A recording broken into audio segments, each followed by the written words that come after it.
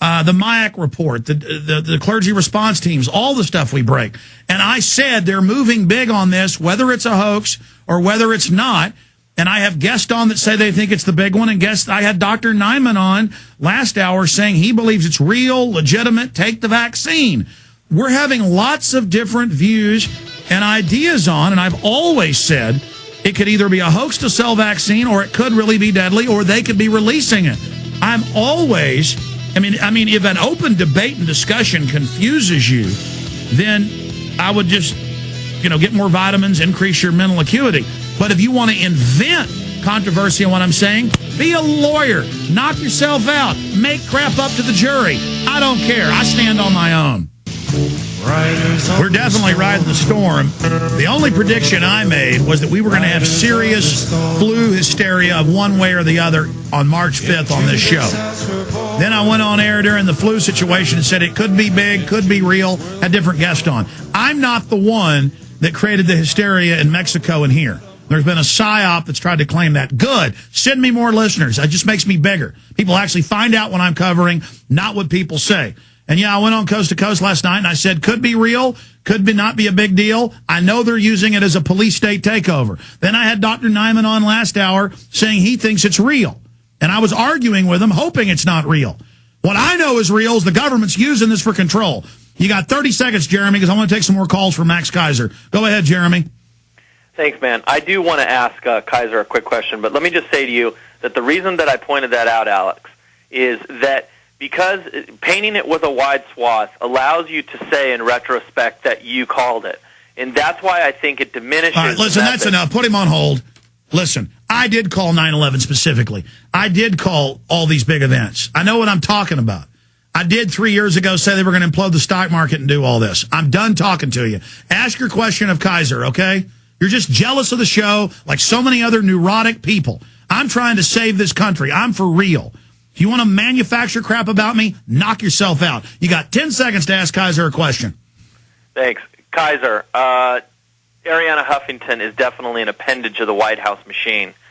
And what are you doing participating in a known disinfo website? Okay, there you go. This is a guy who's got an ego trip for himself. Max is judged by his fruits.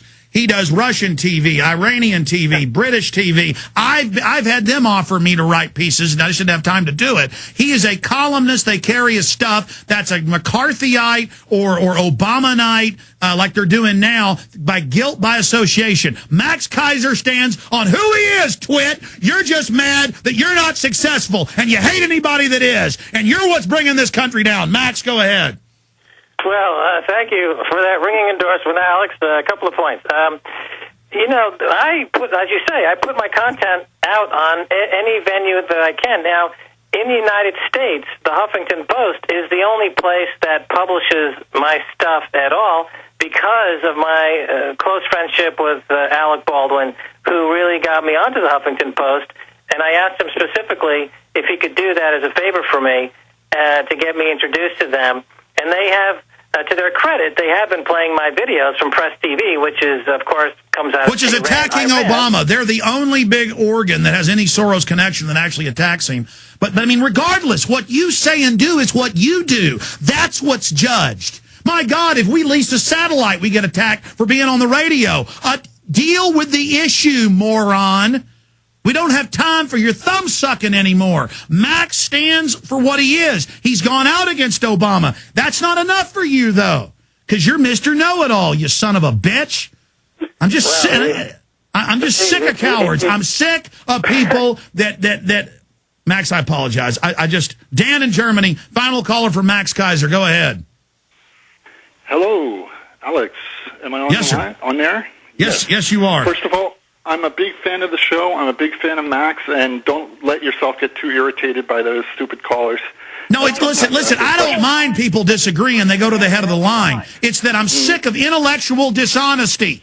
The information I cover is what matters. What Max covers, make your own decision. They make excuses not to get involved, not to take action. All they do is critique us in the trenches trying to stop this thing. I'm sick of them. I don't like them. It's not that they're criticizing me. I don't like them as a person because I see what they are. Chicken neck pieces of trash. Now go ahead and ask your question.